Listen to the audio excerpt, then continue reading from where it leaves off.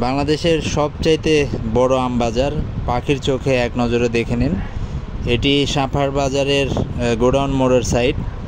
সাপাহার বাজারে মেন হচ্ছে 0 পয়েন্ট থেকে যে 5টি রোড গেছে, প্রতিটি রোডেই কিন্তু এরকম আমের বাজার বসে থাকে। এতই আম পুরো বাজার জুড়ে, যেন আমের এক স্বর্গরাজ্য এই সাপাহার।